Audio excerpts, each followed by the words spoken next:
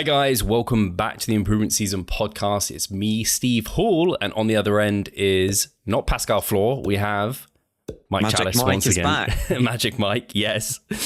He is Magic Mike, by the way, because he's good with his hands. Ladies, gentlemen as well. Anyone who's injured. Because he's a physio, of course. That's why he's good with his hands. There we go. Exactly. How are you doing, Mike? I'm guessing you're not as hot as me. I feel like I'm going to start sweating, but I just had a quick shower, so.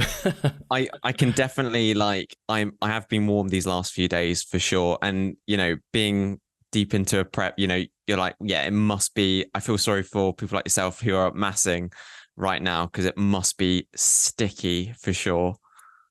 How's it been at night for you? Is it still, can your apartment get quite cool, your flat?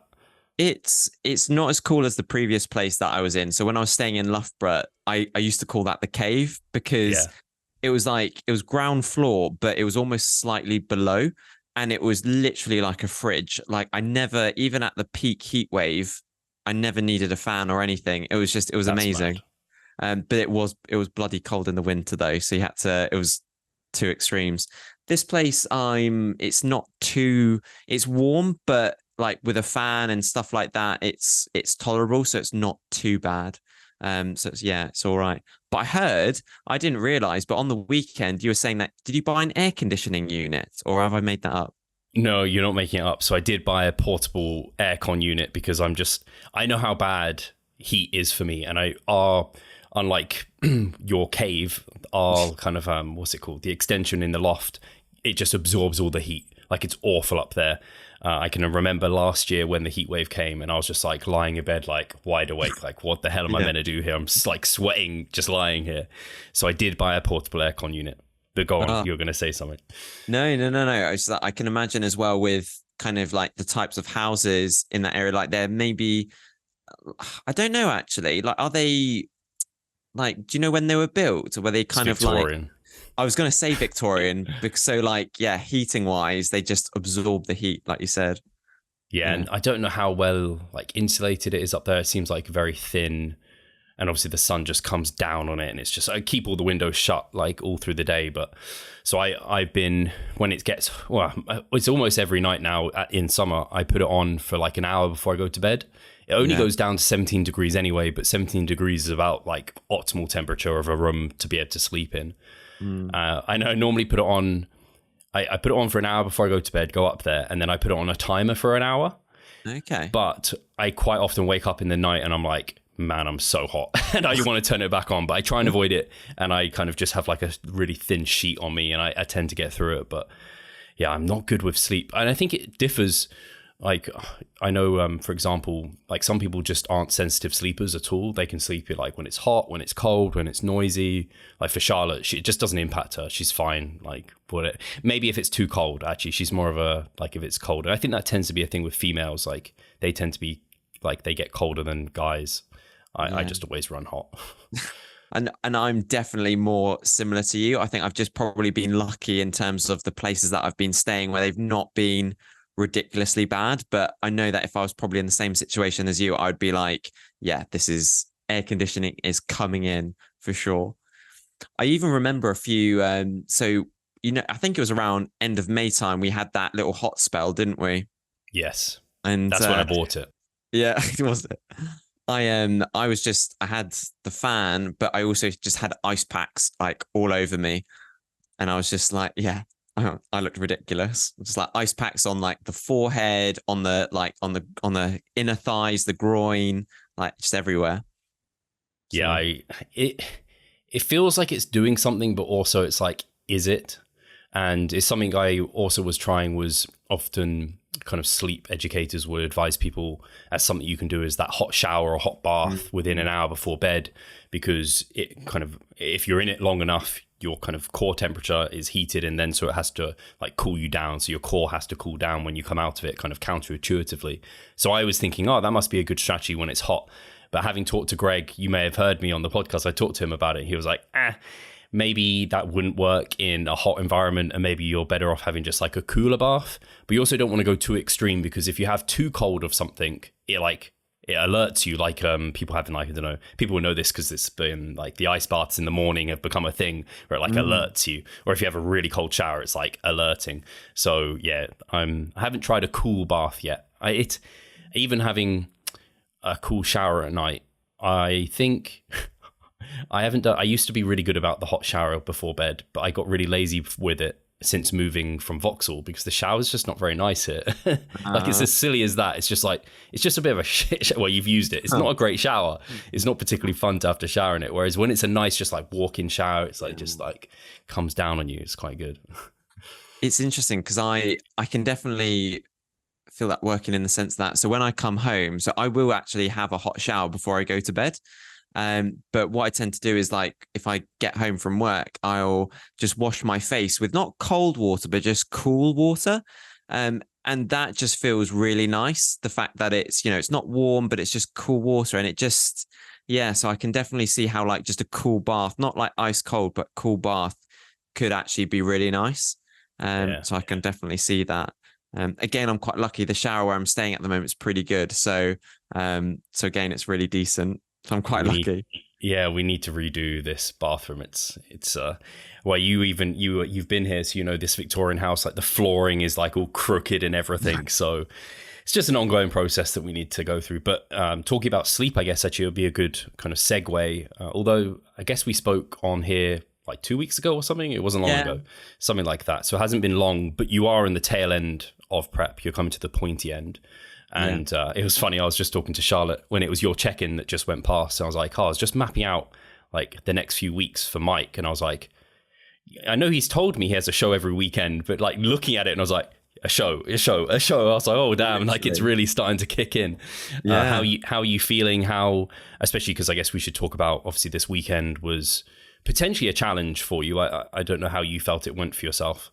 Yeah. So I just, firstly on the front of, I guess, sleep and stuff. So I think I feel very fortunate because I know that in the past when I've gotten almost contest lean, that, there have been moments where I've been getting up like maybe 3-4 times a night. And I know that for a lot of people that isn't unusual.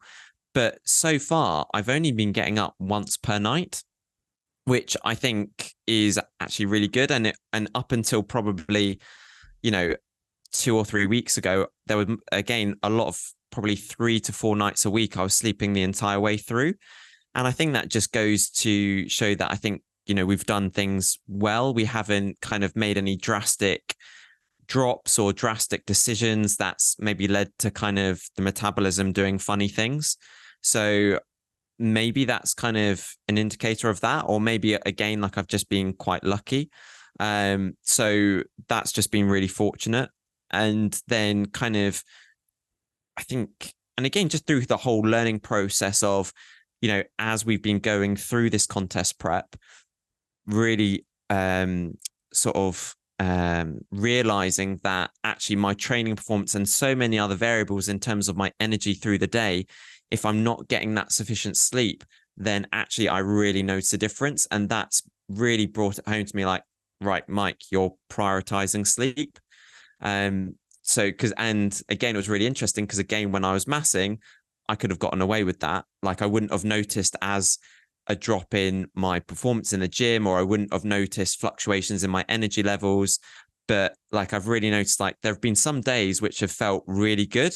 And I've been like, what's the difference? What's the difference today where, I just feel consistent energy levels. I feel decent. I've coped with my work schedule. What's made today so good? And all I can put it down to is the fact that I've been getting good enough sleep. And not only that, but I've had a good run of lots of good sleep. So yeah, I think that's just been a great, valuable lesson as we've been going through this process. I can definitely speak to, man, which I don't even, it's so, like, this is almost weird to me, but 2014, when I competed for the first time, and you competed too, right? Yeah. I can't even remember what my sleep was like. It must have been terrible. I don't even remember it being a consideration. That's how ignorant I was to the importance of sleep back then. Like, it wasn't even something me and my coach at the time were thinking about. I don't know why it's only been maybe the last, I don't know, maybe the last decade, not quite the last decade, sorry, because that would be 2014, but maybe the last 5 years, let's say that, where it's like really become obviously something that has to be taken care of. Whereas before it was sort of like, I'll sleep when I'm dead type of mentality. It just wasn't something I ever really cared about. Like I would certainly be drinking like Pepsi Max, like pre-bed with my dinner. Like that wouldn't be a thought. Whereas now it's like, hey, we really think about these sort of things, which I think has massively helped outcomes. And it's similar to like my step count and NEAT as a variable. That was nothing me and my coach were aware of back in 2014. I don't know if, will you track your steps for that first season? No. Cardio. It wasn't something that was really thought about. And so my cardio got really high, probably similar to yours, where it was like, hey, why are we not losing on these calories? It's because you're becoming a lazy sod. And that was quite literally happening. My second prep, 2017, where it was more of a thing, I had like blue light blockers on, stuff like this. But I remember waking up like 6 times in the night. Like I think that was my record, was like 6 times waking up, which is just not a good sign. And I would say for, like you were mentioning, some green flags that you're doing well in your prep is towards the end, assuming you're kind of comparably lean, is if your sleep is still pretty damn good. And if you're not like freezing cold. Like these are things that many people don't really think about, but I see them as green flags. Like if you're freezing cold all the time, that's just a sign your metabolism is really down regulated. And then same with if your sleep is really disrupted, it's like your body's like, hey, get up, go hunt, eat something. Jesus, we're dying over here. So it's great those are in a good place for you. I think they're just such good markers. And I think unfortunately for me in 2014, I didn't get to the lean levels of leanness where I probably again noticed the sleep, but definitely similar to you, actually, we had a similar process. Like around 2018, I got again contest prep lean, even though I didn't compete. And again, like I just noticed exactly as you did, like cold, like really cold.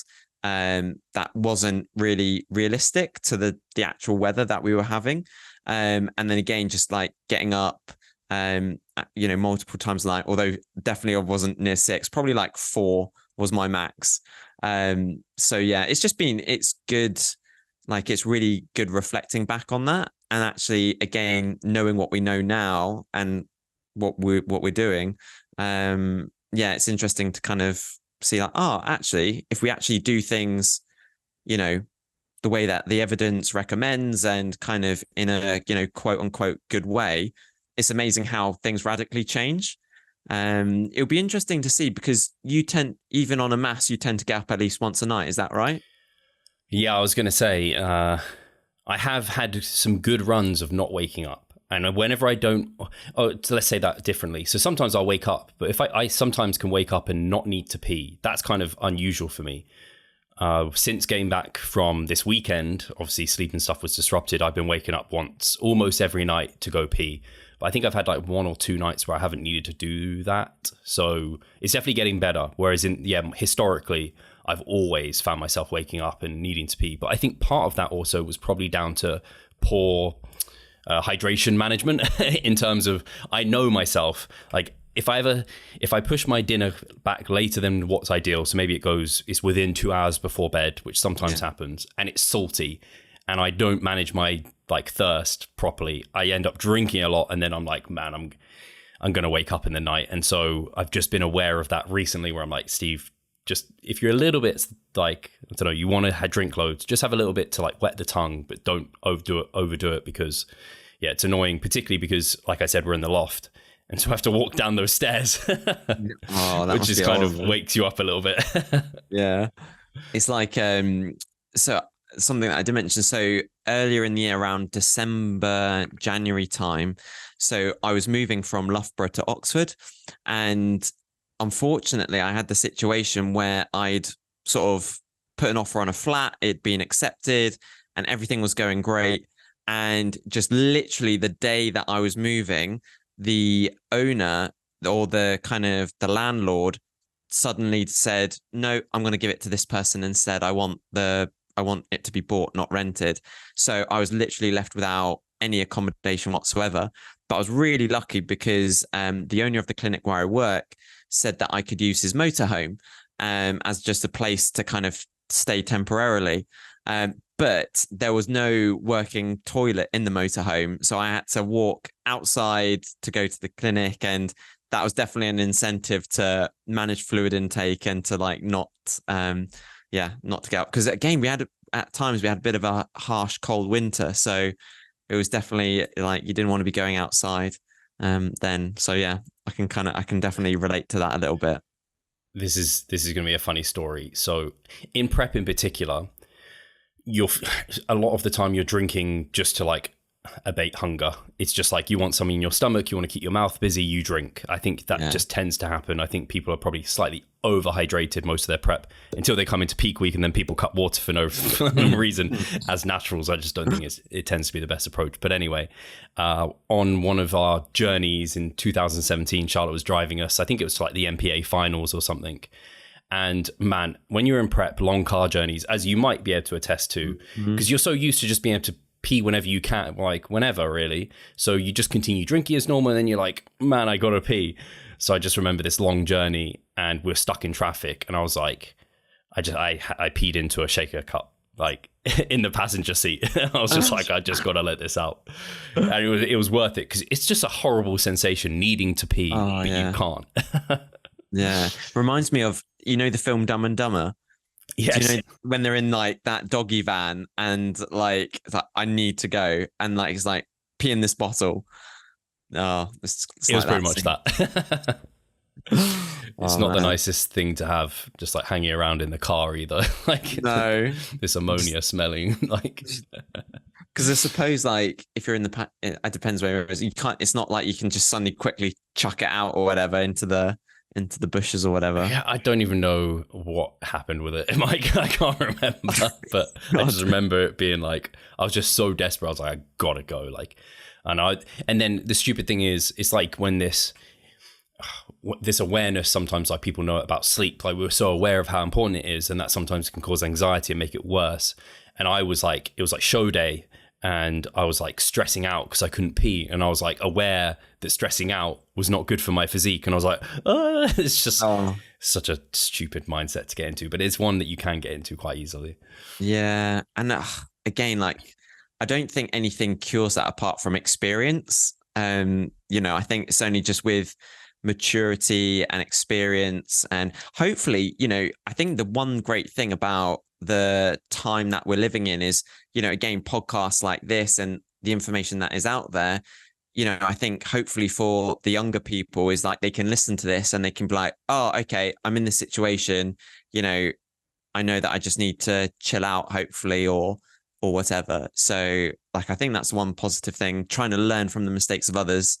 You know, I think that's a good thing about the day and age we're kind of living in at the moment. I think you're so right. It's something that I think me and Pascal have spoken a lot about, and I've come to just realize more and more how there are some like general barriers that we need to land within. And so long as you land within those, you're doing a fantastic job. And the body is very good at like auto-regulating to get it back to kind of where you want it to be, even down to like peak week. Like you don't have to know exactly like to the milliliter of how much fluid you're having each day, or exactly to the gram of salt, because you also don't know exactly how much you're sweating or perspiring and all of those sort of things. So it's like, hey, you just got to meet like a target range and you're pretty darn good. Same with like carbs. Like if you're at 540 or 550 or 560 grams of carbs, man, it actually doesn't matter that much. Like we like to think it does. We can't actually control on that like close of acute a variable anyway. So that's what happened to me when I was like, when I went to Vegas and I was trying to like control for potassium and sodium. I was like, I don't have potatoes. My potassium's way lower. And I think I managed it actually pretty well for myself, but I could have been better about that even. It's like, oh man, there's actually especially in natural bodybuilding, I just think the risks to like really obscuring your look, so long as you don't do anything really stupid, honestly, like you're going to have a great look, I think, if you're lean enough.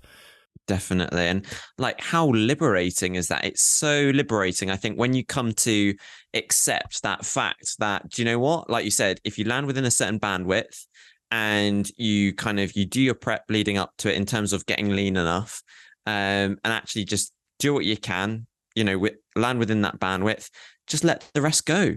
you've done the best that you can. And actually, there's no magic bells and whistles. If you're a natural athlete, don't compare yourself to people who are kind of enhanced or on PEDs, because that's a totally different ball game. And in some ways, that almost acts as a disincentive for me to ever want to take performance enhancing substances, because I think things just get ridiculously complicated. It seems like when you enter that realm, and it's like, oh, well, that is, when things get, a bit complicated. And I like the fact now that actually, if I just focus on the process, focus on getting lean, and then, like you said, you still monitor those things, but you don't overly stress about it too much. Man, it's liberating.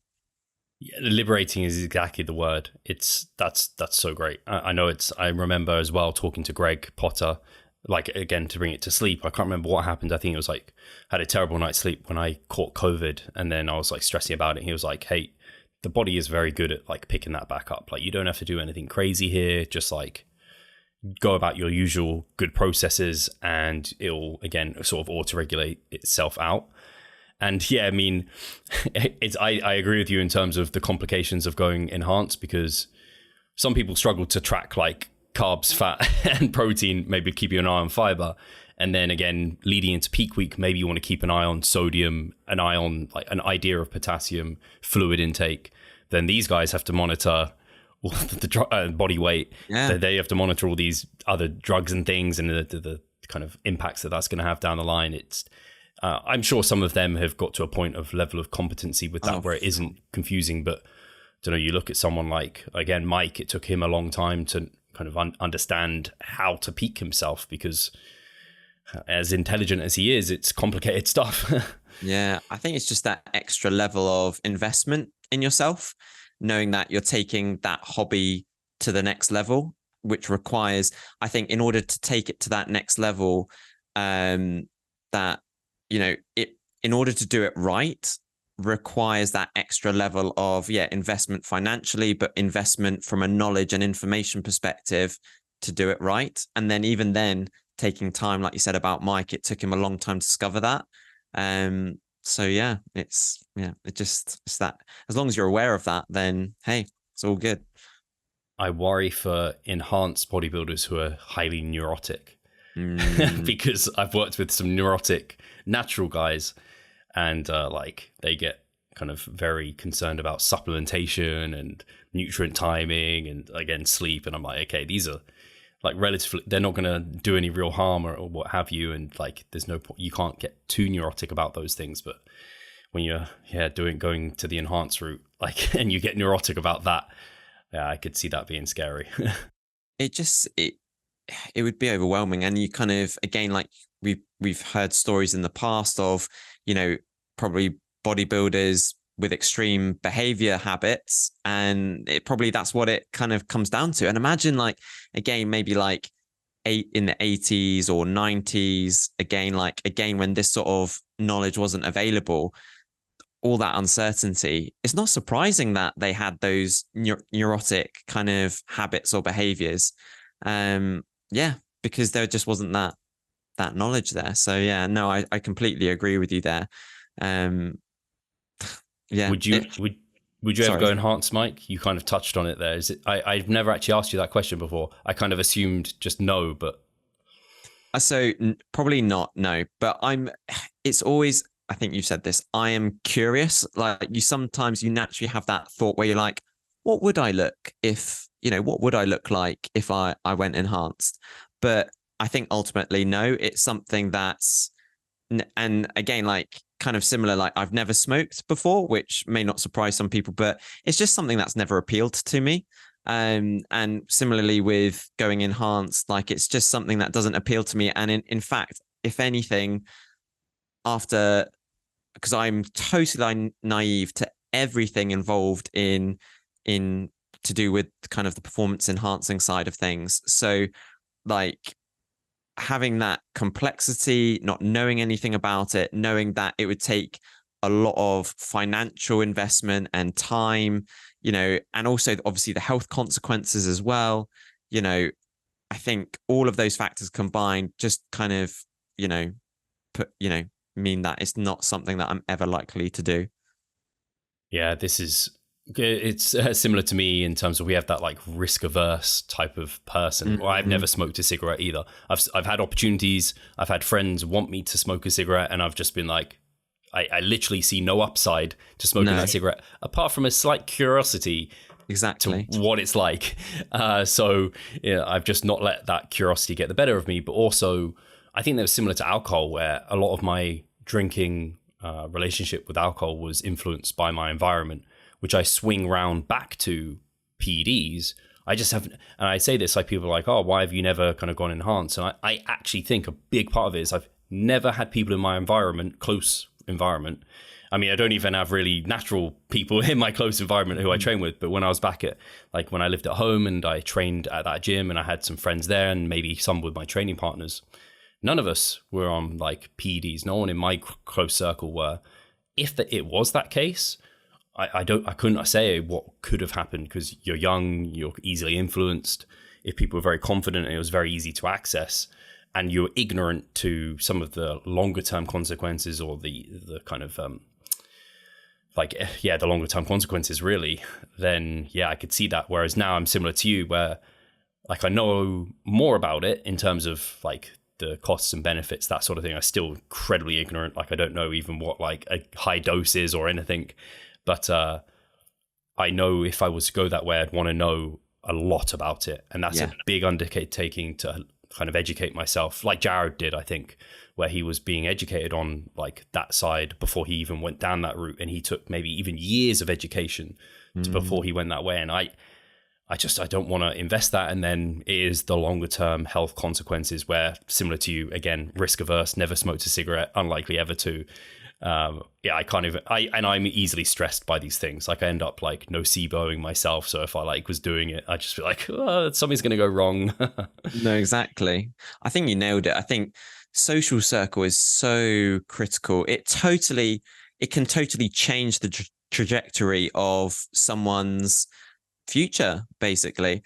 And I think, now, correct me if I'm wrong, I'm probably not totally accurate on this, but I remember hearing that I think for males in the UK, I think the commonest age group for which people take steroids is like between that 16 to 24 age bracket. Now, I could be making that up and people please correct me, but I remember, I think, hearing that, and I remember hearing that, you know, again, that it is a big problem in the UK. And again, it comes back to that, you know, naivety in terms of, you know, not having that understanding about training and proper kind of progressions, but then also the social circle of the gym, you know, and if there's a big performance enhancing culture and you've got, again, maybe someone who's not as well educated just saying, oh, just take this, and there's no role models there to say, oh, hey, have you thought about this a bit more? Do you know what's involved? And again, people just, through no, you know, maliciousness or no kind of intent, they just end up down that road. And then, you know, again, later down the line, they kind of regret it a little bit. And I think that social circle is massive. But again, also circling back round to some of the positive aspects of the time that we're living in, is that the great thing is that you don't necessarily need to be in total close proximity to someone to sort of develop that social circle. So again, like Instagram, if you're following Revive Stronger, or if you're following like Mike or whatever, that is part of your, like, again, I remember hearing that, you know, you don't have to have known someone for them to be your role model or for them to be your mentor. So I could look up to and want to follow someone like Nelson Mandela, but I don't, obviously, I've never known him in person, but you can still, through the things that they've put out there, follow their example. And I think it's the same with your social circle. If you're not in the immediate environment of someone, how can you try to create that environment as best as you possibly can? Yeah. No, I totally get that as well. It's actually really interesting, this discussion. We absolutely didn't plan. That sounds like we did plan it, but we absolutely didn't plan it. But it's been something that's been discussed recently, I think with Jeff Nippard, where he kind of did some videos on how much muscle you could potentially gain through anabolics. And he gave some examples of like how much muscle gain someone like Chris Bumstead gained, and some other examples of some other people. And he also, I think, discussed, or I heard him on a podcast kind of discussing, and I've heard people just discussing this in general within our space, I can't maybe name names, of how in our day and age now, there's so much more information and people are so much more open about their use. Like fake natties is still a thing, but much less of one because people are just more open about it. So people don't feel like they maybe have to hide it or whatever. And even some celebrities are a little bit more like they're not claiming natural. They're maybe just saying, they're not saying it. They're kind of saying it without saying it almost. And like some people are of the opinion that that's a bit of a double-edged sword. It's good being open about it so that people are aware, but also by being open about it, it almost glamorizes it. And I worry that it's sort of like, I don't know, way more people are getting like, I don't know if it's plastic surgery or they're getting like modifications done to their like face for physical aesthetics, that sort of thing. That's kind of on the rise with filters and everything, and everyone wants to look beautiful. There's like unrealistic standards. And it's kind of one of the male ones is like, hey, someone can essentially take, not always, but they might be able to get to the level of muscularity that you and me are at, which has taken us over a decade to get to. And they can do that in like a year if they take a sufficient amount of PEDs. I can see like the appeal of that. They're like, man, that's because we are in that culture now, I think a bit of like short-term gratification and things like this. So yeah, I don't know if you have an opinion on if you think it's like, I don't know where the balance is because you can't control how people take your information if you put it out there. Like if I was a PED user, I don't know what's the best way to go about talking about my usage apart from just saying I'm not natural and leaving it there, or going into the depths of this is what I take, because then it's like you can't control what other people do with that information, if you know what I mean. Yeah. And I think that's such a great point because like, I agree with you that like, it's great people are open about it now because like probably back in the days of like Dorian Yates, it's like, no, I'm not on steroids. Really? But like, and now, you know, people are open about it, but yet there isn't that, I don't think there's that full appreciation about with everything, there is a trade-off and everything has consequences. And you've just got to, in your own mind, understand, is that trade-off is the pro worth the con? Is looking like that worth the con of health, etc.? And I think it's not, I think it, like you said, it would be really nice for more people to talk about, you know, the consequences of maybe some of the things that they deal with and the vulnerability. But also, I think the nature of social media as well, because everything is just a snapshot and people are only going to read like a sentence or whatever, you know, people don't have necessarily the time to say like, oh, I'm enhanced and da da da da da da, you know. And I think, you know, if they were to always, one, like social media doesn't set them up for it very well, I don't think. So I think it's part of the context of social media.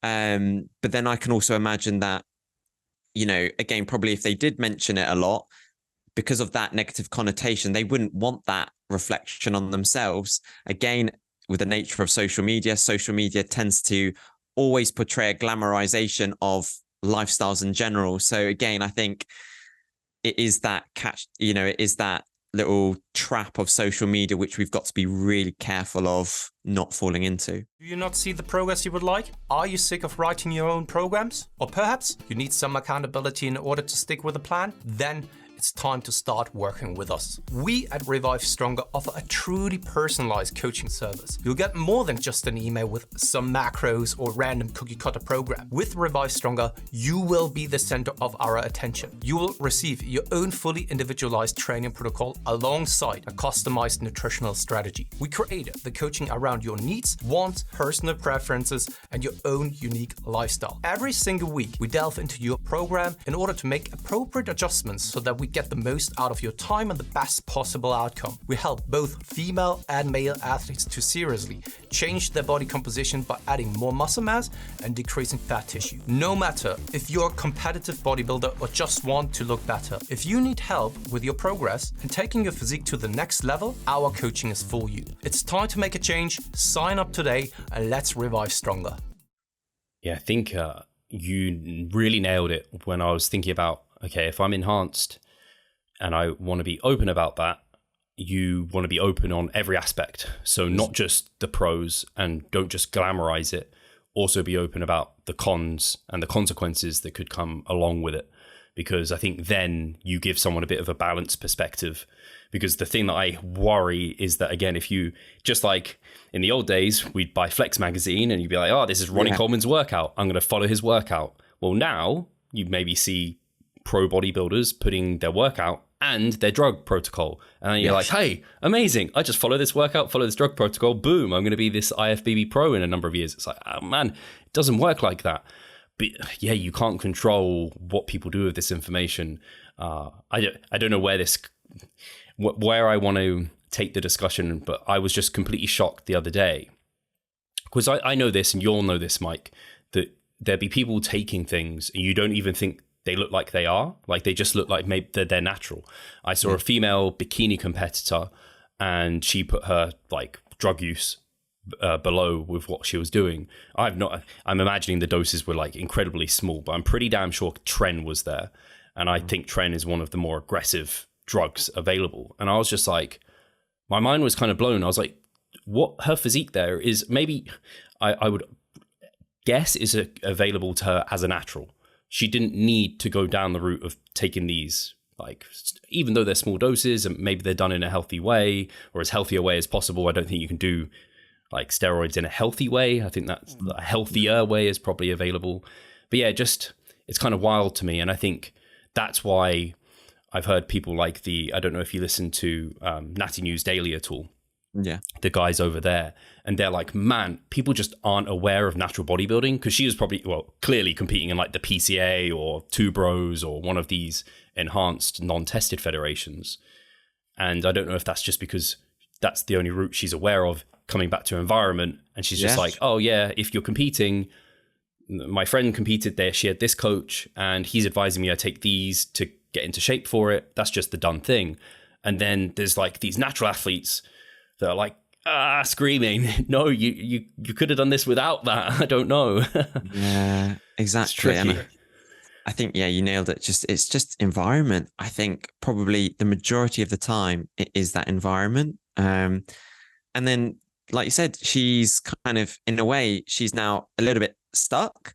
At least if you stay natty for a little while, you can take a bit of time to say, like, you know, am I happy with being a natural, or do I actually want to go enhanced, you know? Whereas actually, if you go straight down the enhanced route because you haven't had that exposure and that exposure, then like, yeah, potentially for, you know, 10 years plus or ever, you know, you can't do it. So it's hard sometimes, but yeah, it's tricky. I think all we can do is continue to focus, because also I think what's really important, and Brad Schoenfeld recently released kind of like a little quote post on Instagram, which was about how, you know, both researchers and practitioners in the field should learn from each other.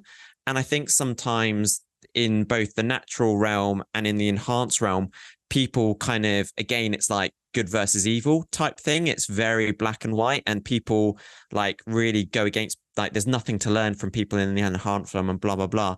But there's so much we can learn from each other. And I think as we just kind of accept, like, hey, that's just, you know, a particular choice that they've made, but there's still stuff, you know, we can still kind of learn from each other within the context. I think, yeah, just being kind with one another. I know that sounds really, really cheesy, but just like being open to work with one another, we all move forwards. And yeah, that might have been a particular choice that they've made, but it doesn't make them bad. It just means that they've just chosen that kind of thing.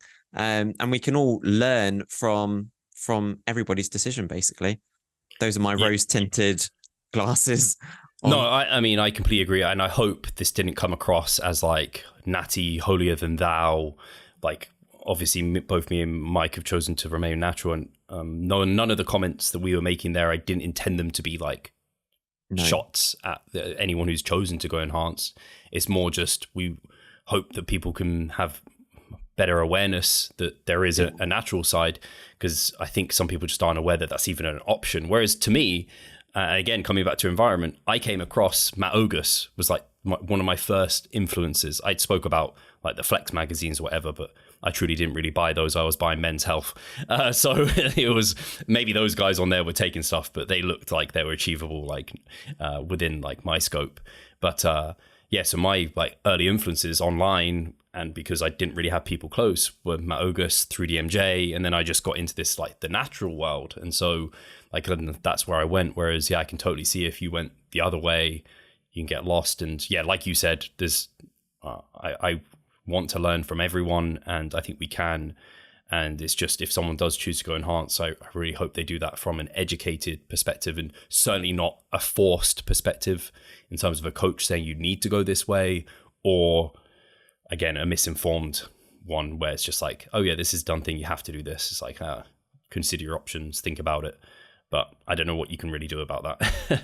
No. And just to finish on like a little kind of quote, like finish this kind of topical conversation on a nice little quote, is that a rising tide raises all boats. And I think that, you know, the more, again, just balanced information is put out there from both sides of this field, like both from the enhanced realm saying like, you know, this is what we've decided to do, but these are kind of like the pros and the cons and the consequences, and this is the amount of time we're investing in, you know, beforehand doing all of these things. And again, from the natural realm, you know, talking about, you know, this is what we're doing, this is what's available, this is what's out there, you know, and I think we all eventually get to the truth. And I think with hopefully that collaboration and with all the kind of similar information coming together, you know, again, that just helps everybody be like, okay, so this is what I need to do when doing these things. I'm not going to rush into a decision. I'm just going to be like, go with it, kind of thing. But that will still take probably a long time, I imagine. Yeah, I think it's unfortunate because the type of people listening to this are probably not the type of people to rush into that decision. And so we're not landing on the ears of people who we probably need to. Because, yeah, I just think, I imagine it's the same on the enhanced side, where the guys who have, done their due diligence, they've trained natural for a good few years, learn how to do that and how to gain muscle, because that's imperative to them getting the most out of the drugs. They've learned about the drugs. They maybe got a coach. They do it as safely as possible. And then they look at like these teenagers who are like a year into the gym or a few months in, and then they're just taking like all sorts.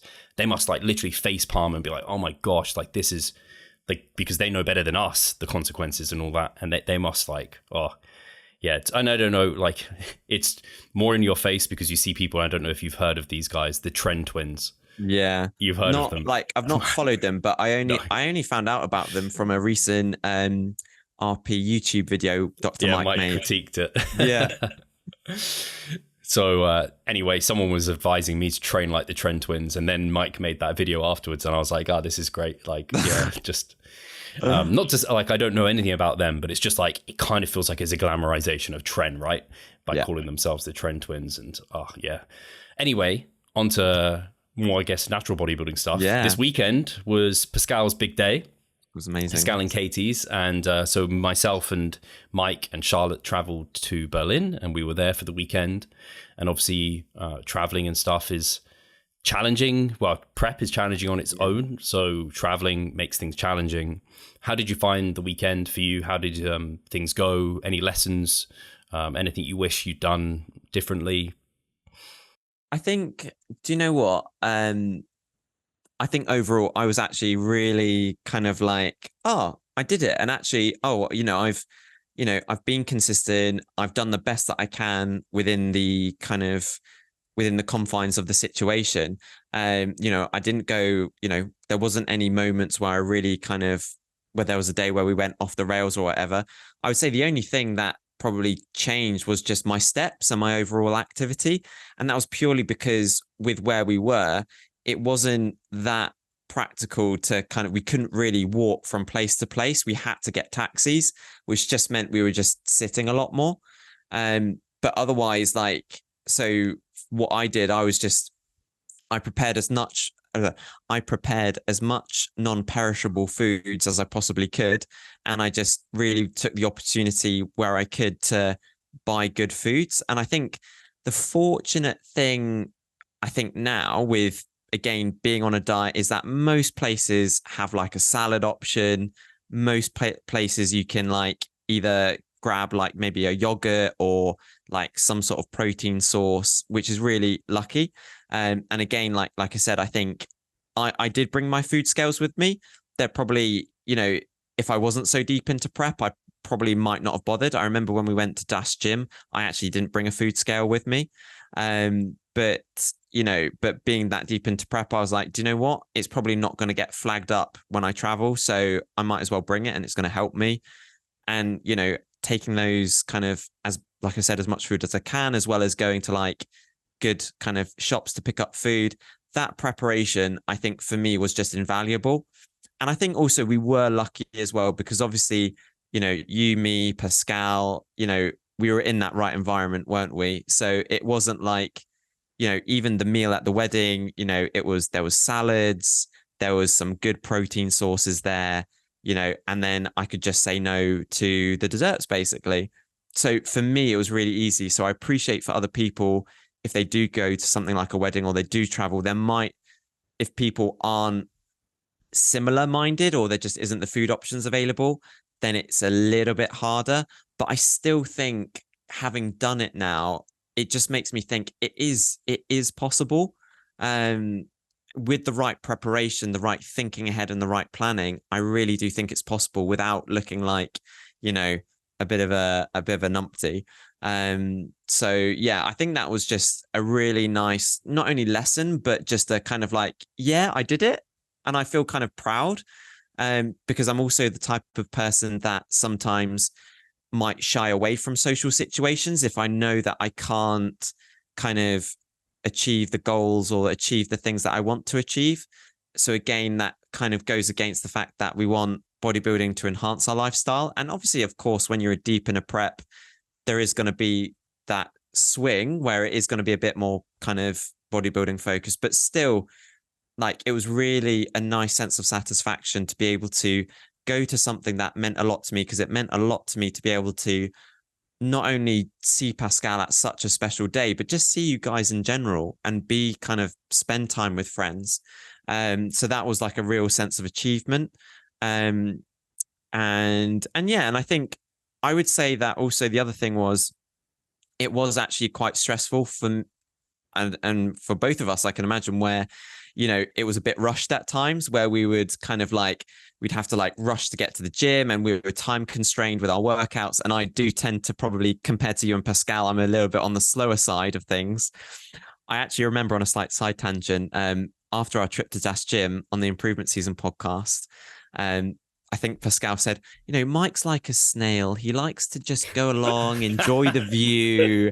And I just remember that, and it made me smile. And I am a little bit like that. But because it was so time constrained with our sessions, and then like we had to get an Uber back really quickly, and there was all these things up in the air, like that was definitely a stress component. And I think I just did the best that I could. And I think you've just, in those situations, you've just got to breathe. You've just got to do the best that you can. So I think that was something that was a little bit harder to manage, but just such a good lesson to learn as well. Because I think, again, we might have spoken about this before, but actually exposing yourself to those situations where maybe things aren't optimal, it really encourages, I think, a resilience and ability to adapt. Because you know that actually, do you know what? Things aren't always going to be perfect. When you get on show day or other kinds of days, things aren't always going to go to plan. And actually, how can you manage yourself, not only mentally, but adapt in the moment to get the best outcome that you can with that situation? So I think it's really important to don't be a hermit. Actually, at times, try to expose yourself to it so that when the shit does hit the fan, you have a better toolkit to adapt both mentally and physically. Yeah, I think that's so well said, because you're completely right. There are, unless you are a hermit and living your life like on your own solitary confinement, you're going to get exposed to things that are like variables outside of your control. And so by actually purposely putting yourself into situations where you are a little bit out of control, it then forces you to navigate those and get the skill set. And I think this weekend could have been so smooth if there were a few things that changed for you. One, if you were staying at the same place me and Charlotte were staying at, if we were staying at the venue, that actually probably would have made things easier for you, because there was that bit of back and forth between Pascal's house and the venue, or if we were staying at Pascal's, I don't know, maybe that wouldn't have helped. Anyway, if that was there, that probably would have helped things, because there was just that bit of back and forth that made that a little bit more challenging, because it wasn't close enough to walk or what have you. And then if we were able to get into Pascal's gym, because we did the first day, but we shouldn't have been allowed to. And then the second day we had to travel further afield. So I think if we'd known that, it would have been like so much simpler. And I think, to be honest, if you're in prep, you can definitely make a wedding work. Like, I just really struggle. You mentioned the food was like good to make like a decent meal with. But I think most wedding meals are going to have some veggies. They're going to have a protein source. And then you just abstain from the things that are calorically dense that you don't want to have on the day. So like the Christmas, I keep saying Christmas cake, the wedding cake. So yes. I also, it reminds me of 2017, I went to, it was Charlotte's friend's wedding, and I went there. And the hardest thing for me that day was just dealing with all the comments of people being like, you're so dedicated. Oh my gosh, I could never do this. And I just remember thinking like, this isn't hard. Like, I just have to choose what I'm eating and not choose some other things that I'm eating. And it's going to be a later night. That's almost the most stressful things about it. And then, like we did, I just had to take myself away to a gym, like drive in the morning, go do a session, whatever. And those are just some inconvenient elements of it. Otherwise, I think it's pretty doable. But I do think your pre-planning really set you up, because this was the difference between you and me, where I just had some protein bars and sachets, which are actually really important to have because they did help me. But I didn't, when there were occasions to buy stuff, I was just a bit more relaxed about it. And obviously I'm in my off season, it's not as big a deal. I knew me and Charlotte were going to go and eat a meal out, but still in that situation, like if I was in prep, I couldn't have freeballed it the way I did it. Whereas you were buying like fruit, veggies when they were available, versus being like, oh yeah, there'll be an occasion when I can pick those up another time. It's like, no, let's take the opportunity now to make sure I've got them. And you also had stuff, like you said, non-perishable foods to set you up as well, which I think just that little bit of pre-planning set you up so further ahead that it would have probably made it challenging when you're in situations where it's like, hey, I'm starving, I've got really poor options of things to eat here. Damn, what do I do? Yeah, definitely. No, I totally agree with you though, that I think actually weddings are really totally workable. Like you said, there's always something that you can do. There might, like you said, there might be minor inconveniences, but ultimately it's so workable. It's just about kind of, I don't even know how to describe it, but just almost just be like, yeah, this is the situation. This is what we're doing, kind of thing. It's like you said, if someone says to you, oh, how are you so good? Or are you sure you don't want a piece? Because there were a couple of people at the wedding who were like, oh, just do, just have a piece of brownie or whatever, or, oh, you're good, but whatever, just, why don't you just have some? And I'm like, no, I'm good. He's like, you sure? Yeah, I'm definitely sure. Like, I'm just good. And I think it's just about, yeah, knowing that ahead of time and just being like, cool, this is what we're going to do. I wouldn't be able to keep a straight face, but in situations like that, I'd just be like, I'd like to think something like, I don't know, I'm allergic to nuts or something. I'd say something like this, there's nuts in it, right? Or something, an ingredient that's going to be in there. Like, is it gluten-free? Like, oh, no, it's not. It's like, oh, I've got a terrible gluten intolerance. It's like, then it's an easy out, Do you know what? I'm so bad at making stuff up on the spot. Yeah. Like, I'm absolutely, there's two things. Like, I'm a terrible liar. And I'm a terrible person who can make stuff up on the spot. Like, as soon as I do that, people can read my face and they can be like, are you sure? Kind of thing. I'm so bad that if I think people think I might be lying, even if I'm telling the truth, I will just laugh. Like, I would just seem like I'm always lying. Like, Charlotte's really good at those two things. She's great at lying. She can keep a straight face. And she's great at bullshitting right in the moment. And I'm terrible at both those things. So she gets me all the time with that sort of stuff. And I'm just like, man, I thought you were serious. I know. And then we just kind of come across as so gullible. And it's like, oh, man, whoops. But it's like you said, if someone offers you, you go, no, and they're like, oh, no, go on. And you're like, no, seriously, I've got a really important competition in a few weeks. And that means I've got to be on top of my nutrition. So I can't have any right now. And it's like, when you say it in that way where it's like, hey, this guy's really serious about this. Like, they're not going to, I think most adult humans aren't going to go, oh, fuck your competition. Definitely have some. Maybe if they're really drunk, there were some really drunk people at that wedding. Definitely. But no, yeah, absolutely. I think that's just the thing. And yeah, like you said, people will just respect, hopefully, what you're trying to achieve, basically. And since coming back, how have things been for you? Because I also haven't checked the spreadsheet. I don't even know if you've been keeping up to date, but we made some adjustments. How's that been going? Good. So we dropped calories just because my weight was kind of just being a little bit slower than we would have liked. It's taken a nice little drop down now. Cool. So we're in the kind of on average 151 pounds now. So it's taken a nice little drop down, but I'm still feeling really good. So like it feels great. So and again, I think because all of those other factors, I'm still kind of doing good with sleep and all of those other things.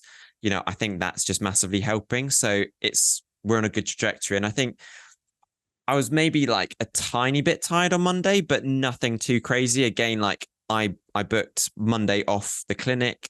So I was able to just because I got back at probably 11:30 and I didn't get into bed until midnight. So I was like, do you know what? I'm just going to prioritize sleep here, get up when I get up, and then we'll get into a rhythm of things. And I think just doing that has really helped. And that's what I did when we were out in Germany, in Berlin, because I got to bed a little bit later than I would have liked. I was like, do you know what? I'm going to prioritize sleep here. And if it means that my morning routine's a little bit more kind of like condensed, then hey, it is what it is. But I definitely felt the benefit for it. So yeah, we're on a good trajectory now. And I don't know if we've said it on the podcast, but I think we're coming to 2.5 weeks out from the very first show on the 10th of September. So hey, here we go. Yeah, it's 2.5 weeks out. That's going to be a bit of a crazy weekend for me because I'm going to be keeping an eye on how you're doing, but I know we're going to be so well managed for that. And you know what you're doing on show day, so I'm not worried about it at all. But I want to keep up to date, so I know I'm going to have that. And then also is that a Saturday or Sunday? Sunday. Sunday. Yeah. So it's the Sunday of the RP guys are coming over, so I know I'm going to be manically doing that. So that's going to be stressful because I've got to be coaching people and hands-on and front-facing, which is always tiring as an introvert, but also a lot of fun. So that's going to be a manic but really, really good weekend because I'm let the guys know what show you're doing, and that's it really, just what show you're doing. So on that Sunday, so 10th of September, it's the MPA Novice, which is in Penistone in Yorkshire. So that'll be really exciting. And then just so people know as well, so after that, I'll be doing literally the very next weekend, there's the UK DFBA Heart of England. So I'll be doing that as well. Then the very next weekend after that, I'm then going to do NABBA England in the classic division because there's a weight cap with the classic division. So it just means there's the opportunity to at least be a tiny bit competitive. Also just really nice to experience actually a classic division. So I think that would be quite cool. And then the weekend after that, we've got the MPA British Open, which is an open competition this year. So again, that'd be super cool. Then depending on how things go, the weekend after the NPA British, they've got the UK DFBA finals. So that could be a maybe. Then there's a couple of weeks break and then we've got the WMBF Supernaturals. So yeah, it will be it's full on. Yeah, it's full on. So once it gets going, it will be like boom, boom, boom. And that was part of our decision. And I think it will work well because we're getting to that period of time where I think it will be a case of pushing and pulling. And when we push, that'd be just like normal weeks, and then pulling back, it'd be peaking for shows. And some of these early ones, we'll probably just use a like backload style of approach, I imagine, which will probably gather some data from refeeds that we'll have to do for peaking and pulling back a little bit. And even for some of them, we might decide like, the NABBA England, maybe not a super big priority, diet straight through if we have to. Yeah. But I think you'll be in a good position to start pushing and pulling. And I think that'll make the most sense for that period of time because, yeah, that way we can mitigate muscle loss and just present your best and just learn a lot. But hopefully it provides enough time where, certainly by the time we're all the way into the Supernaturals, which I know is that's the one we want to absolutely nail and crush. You'll have a lot of experience by that point on stage. And that was the whole premise behind it. And I think kind of you raised a really good point like a while back where I am in the fortunate position for people listening where I'm currently not in a relationship. And so kind of I'm single. I don't have necessarily, any sort of commitments from that perspective. I don't have any children. I don't have a family. So again, that's a massive responsibility that I don't have. And so like, I have the opportunity to do these things, whereas actually for other people, they won't necessarily have, like, for example, I've blanked on his name now. Who was your client who competed at the Supernaturals? I can't believe I blanked on his name. Not at the Supernaturals, at the First Timers. Lyle, that was it. So with Lyle, obviously he has kids, he has a family, it's not necessarily reasonable for him. And I think you said it was also maybe not within his goals necessarily, but for someone like that with a family, their circumstances and their capacity is going to be totally different. Whereas with me, I had the opportunity. I wanted to get as much experience as possible. I wanted to really embrace the competitive season and get as much experience as possible. And hey, if it's too many, or whatever, it's a good lesson learned regardless. So that when I go into the next season, I'll know like, hey, maybe 3 or 4 is my cap, is my limit kind of thing.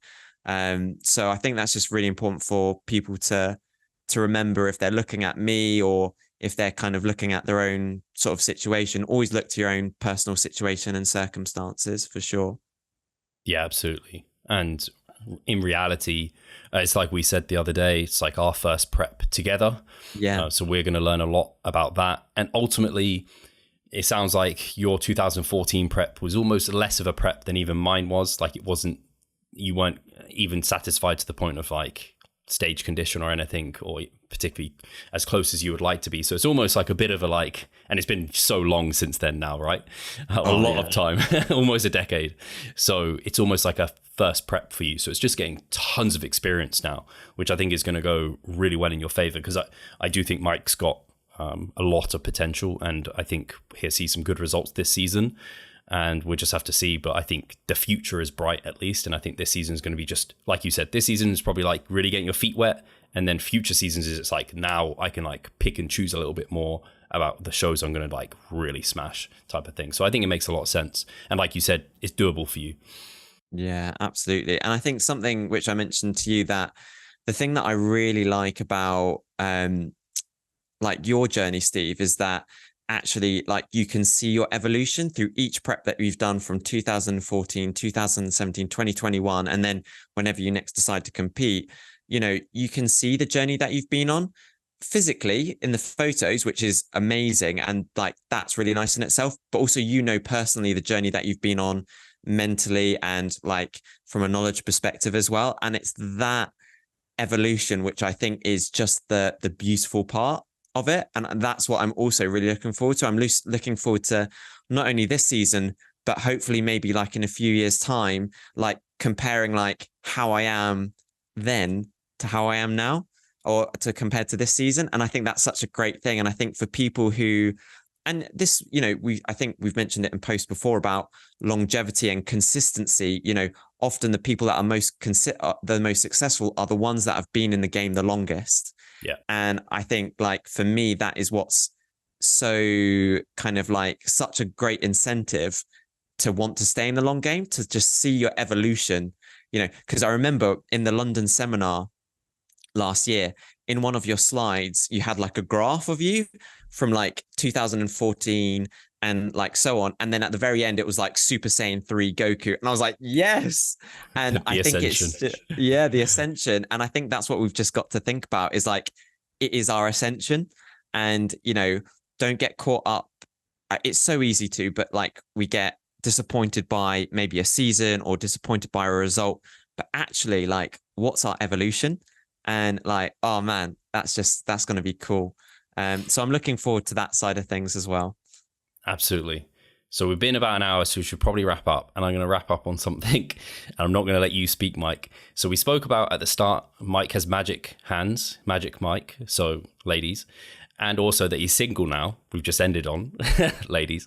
So in the comments, put in your details, and we'll put you in touch with Mike, because currently looking for a relationship, and we'll catch you soon. No, Mike. I literally, I asked Charlotte, I was like, Charlotte, do you have any do you have any friends? Like, but I'm rubbish at small talk. So yeah. I'm so bad, Mike. I'm terrible at it. Like, you'd think I'd be good as a podcast host. I'm not good at it. After the weather, I'm drawing on empty. What's your favorite color? Now, guys, thank you all for listening. And hopefully you guys are enjoying having Mike on more regularly. He certainly will be in future. If you aren't aware, like I said, he's a physio, but also a coach, and he has coaching spots available. If you would like to hop on a consultation with him, you absolutely can. But for now, we'll catch you in the next one. Thanks for listening. Cheers, guys.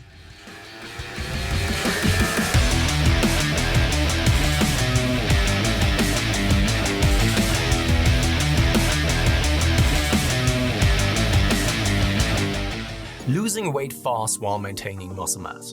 Sounds too good to be true, doesn't it? It isn't though. It's reality, and we know how to do it, and we will help you achieve this. The Minicut Movement is an 8-week fat loss program to make you lose a huge chunk of fat while maintaining muscle mass at the same time. We will support you from the beginning to the end so that you see the results you would like to and come out of it much stronger. You'll receive a fully automated spreadsheet that is based on your nutritional needs. You can choose between 6 different male and female training templates. Over 30 videos will guide you through each and every single step of the Minicut so that you're getting the most out of your journey and that you always know what to do. But the best thing is that you can start whenever you want. The Minicut Movement is open 24/7.